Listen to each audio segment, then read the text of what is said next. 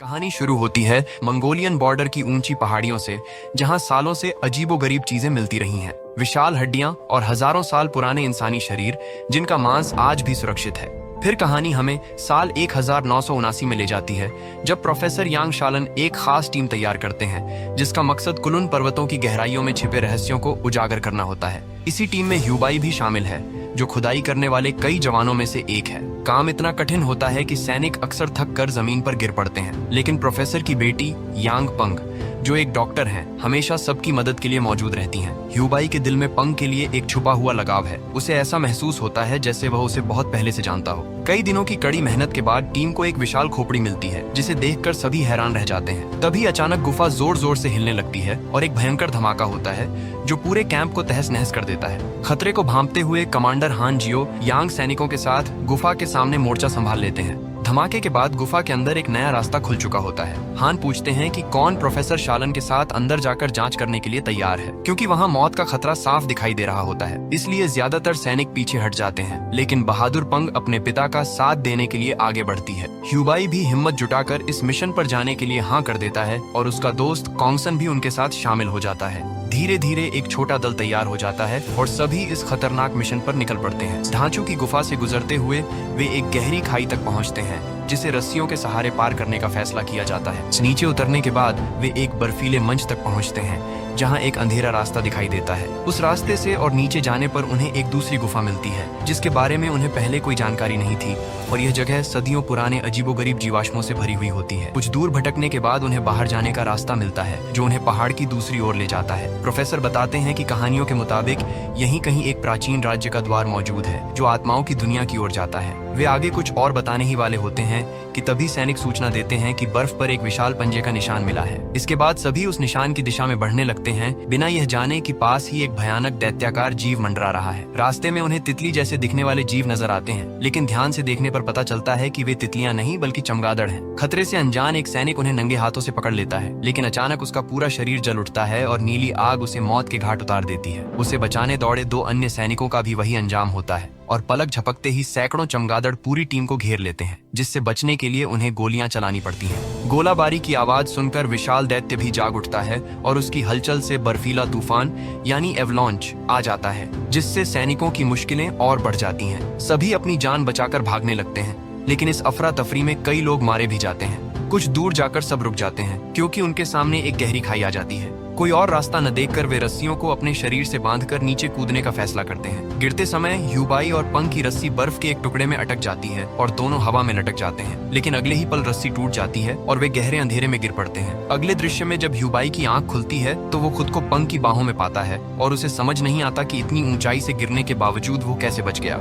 इस हादसे के बाद उनकी टीम काफी छोटी रह जाती है और अब केवल 4 लोग ही बचते हैं, ह्यूबाई, पंग, प्रोफेसर और कॉन्गसुन। वे जितना सामान बचा सकते थे समेटकर आगे बढ़ते हैं और काफी दूर चलने के बाद एक विशाल गुफा में पहुंचते हैं, जिसके बीचों बीच एक ऊंची मीनार खड़ी होती है। प्रोफेसर बताते हैं कि ये कुलुन का पवित्र महल है, जिसकी मीनार में 9 मंजिलें हैं और हर मंजिल में राक्षस कैद हैं। इसके बाद प्रोफेसर घुटनों के बल बैठकर एक मोमबत्ती जलाते हैं और उसकी लौ उठते ही अचानक चमगादड़ों का एक झुंड बाहर निकलता है, जो मीनार के चारों ओर चक्कर लगाने लगता है। इसके बाद प्रोफेसर ह्यूबाई और पंग को मीनार के दरवाजे तक जाने के लिए कहते हैं। जैसे ही दोनों दरवाजे तक पहुंचकर एक दूसरे का हाथ पकड़ते हैं, ऊपर एक रास्ता खुलता हुआ दिखाई देता है, जहां से तेज रोशनी फूटती है और कुछ ही पलों में पूरी गुफा आत्माओं से भरने लगती है। ये देखकर उन्हें एहसास होता है कि उन्होंने एक शैतानी द्वार खोल दिया है। कॉन्गसुन तुरंत मोमबत्ती बुझा देता है, जिससे पूरी प्रक्रिया असफल हो जाती है, लेकिन दुर्भाग्य से गुफा ढहने लगती है और चमगादड़ उन पर हमला कर देते हैं। हालात को समझते हुए कॉन्गसुन उनका ध्यान अपनी ओर खींचता है और बाकी लोगों को बचाने के लिए खुद की कुर्बानी दे देता है। तीनों किसी तरह बाहर निकलने का रास्ता ढूंढ लेते हैं, लेकिन वह जगह बहुत ऊंचाई पर एक झरने के पीछे होती है। वे कोई रास्ता सोच ही रहे होते हैं कि चमगादड़ वहां पहुंचकर हमला कर देते हैं। लड़ाई के दौरान ह्यूबाई को चमगादड़ की आग लग जाती है, जिसे देखकर पंग उसे पानी में धक्का दे देती है और फिर खुद भी प्रोफेसर के साथ कूद जाती है। लेकिन तभी पानी में एक विशाल जीव उनके पास से गुजरता है और पंग को अपने मुंह में पकड़कर दूर ले जाता है।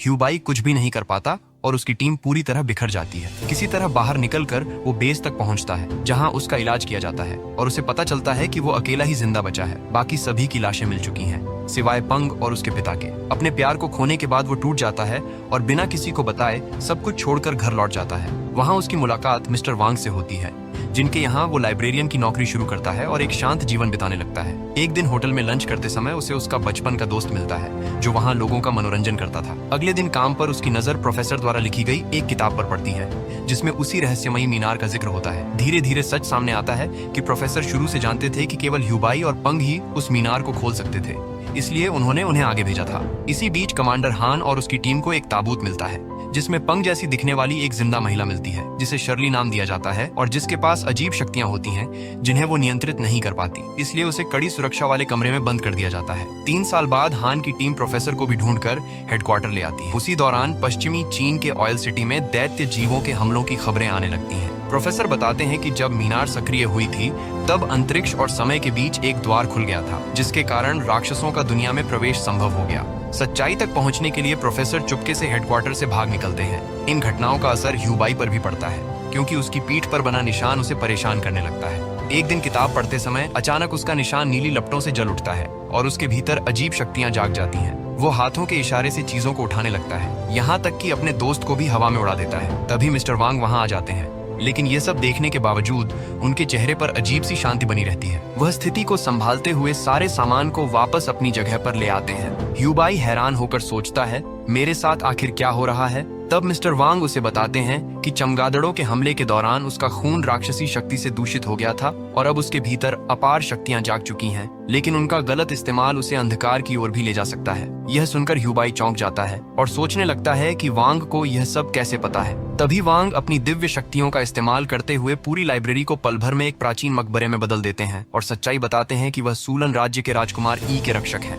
राजकुमार ई ह्यूबाई के पूर्वज थे, जिन्होंने पृथ्वी पर कब्जा करने वाली राक्षसी शक्तियों के खिलाफ मानव जाति का नेतृत्व किया था। उन्होंने अपने ही शरीर का बलिदान देकर मीनार को बंद कर दिया था, जिससे ज्यादातर राक्षस उसमें कैद हो गए, लेकिन कुछ राक्षस बच निकले और मानव रूप धारण कर दुनिया में छिप गए। अब वही राक्षस ह्यूबाई की तलाश में है, क्योंकि वही एकमात्र व्यक्ति है जो मीनार को दोबारा खोल सकता है। दूसरी ओर हेडक्वार्टर में शर्ली को अपनी याददाश्त वापस मिल जाती है और वो ह्यूबाई से मिलने की इच्छा जताती है, जिसके बाद कमांडर हान उसका पता लगाकर उसे लाइब्रेरी में मिलने ले जाते हैं। ह्यूबाई पहले दोबारा सेना में शामिल होने से मना कर देता है, लेकिन पंग जैसी दिखने वाली उस महिला के बारे में जानने के बाद अपना फैसला बदल देता है। इसके बाद वह कमांडर हान के साथ जाने के लिए तैयार हो जाता है और कैक्सान भी उनके साथ शामिल हो जाता है। हान उन्हें उत्तर चीन ले जाते हैं, जहां उनकी मुलाकात उस टीम से करवाई जाती है जो प्रोफेसर को खोजने के मिशन पर निकली थी। इस समूह में शेंग डोंग नाम का एक व्यक्ति, वेई नाम की एक महिला, शर्ली और कई सैनिक शामिल थे। शर्ली को देखते ही भावुक होकर ह्यूबाई उसे पंग कहकर बुलाता है, लेकिन वो साफ कहती है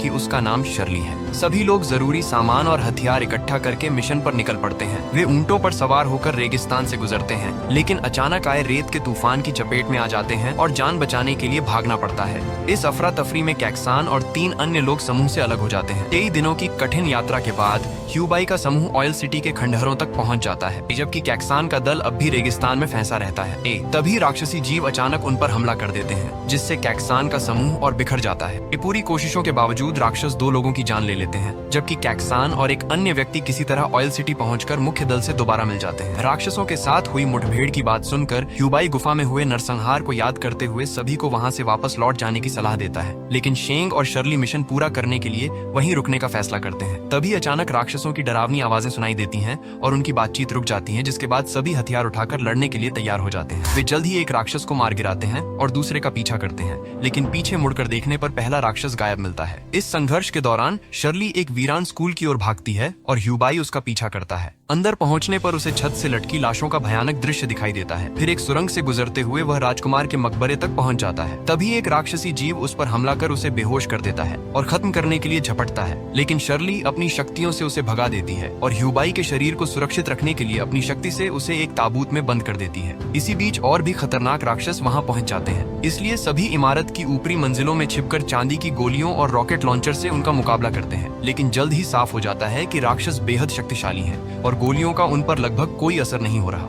दूसरी ओर वेई खुद को पुतले जैसा स्थिर बनाकर पकड़े जाने से बचने की कोशिश करती है और जैसे ही जीव दूर जाता है वह कैक्सान की ओर दौड़ती है। दोनों एक बस के अंदर छिप जाते हैं, लेकिन राक्षस उन्हें ढूंढ लेता है और बस पर हमला शुरू कर देता है। उसी समय ह्यूबाई को होश आता है और वह मदद के लिए चिल्लाने लगता है। तभी वो देखता है कि उसके हाथ का घाव तेजी से खुद ब खुद भर रहा है, जिसे देखकर वह खुद भी हैरान रह जाता है। फिर वो उसी गुफा में टेलीपोर्ट हो जाता है जिसमें राक्षसी मीनार थी। वहाँ वो देखता है कि एक राक्षस पंग के शरीर को आग में डाल रहा है और राक्षस रानी उसे अपने वश में कर लेती है। जब राक्षस वहाँ से चला जाता है, ह्यूबाई उसके पास जाकर पंग को वापस लाने की मांग करता है, लेकिन रानी इनकार कर देती है क्योंकि पंग के पास मीनार खोलने की शक्ति आ चुकी थी। इसके बजाय वो प्रस्ताव देती है कि ह्यूबाई उसके साथ मीनार तक जाए और लंबे समय से बंद पड़े द्वार को खोले। ह्यूबाई कुछ समय सोचता है, लेकिन फिर दृढ़ता से मना कर देता है और ऑयल सिटी वापस जाने की जिद करता है, ये कहते हुए कि वो कोई और रास्ता निकाल लेगा। ये उसके साहस को देख राक्षस रानी को मजा आता है और वो उसे एक मौका देते हुए वापस टेलीपोर्ट कर देती है। इस समय तक शर्ली ने सभी राक्षसी प्राणियों पर नियंत्रण पा लिया था और उन्हें समूह के सदस्यों को मारने का आदेश देती है। जैसे ही ह्यूबाई वापस लौटता है, वह देखता है कि वही राक्षस कैक्सान और वेई वेई के साथ बस पर हमला कर रहा है,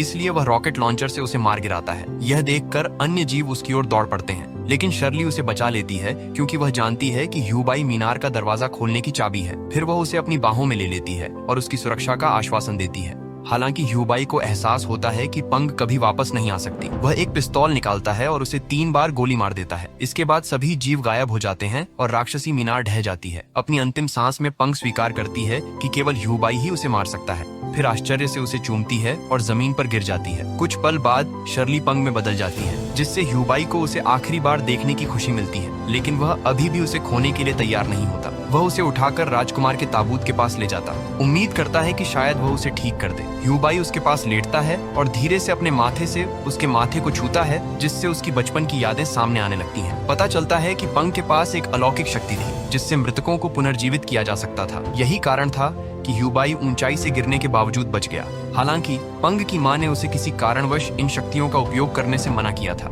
एक दिन उसकी मां नीली आग में जलकर मारी गई थी, जिससे पता चला कि वह मानव रूप धारण करने वाले राक्षसों की वंशज थी। दृश्य समाप्त होने से पहले पंग ह्यूबाई के प्रति अपने निश्चल प्रेम का इजहार करती है और उससे अपने पिता को खोजने का अनुरोध करती है। इसके साथ ही वह चल बसती है और ह्यूबाई का दल टूट जाता है। कुछ देर शोक मनाने के बाद ह्यूबाई अपने आप को संभालता है और उसकी अंतिम इच्छा का सम्मान करने का फैसला करता है। वह टीम के बाकी सदस्यों के साथ मिशन पर फिर से लौटता है और इसी के साथ फिल्म समाप्त होती है। वीडियो को लाइक जरूर करें और अपना पसंदीदा मोमेंट कमेंट में शेयर करना न भूलें।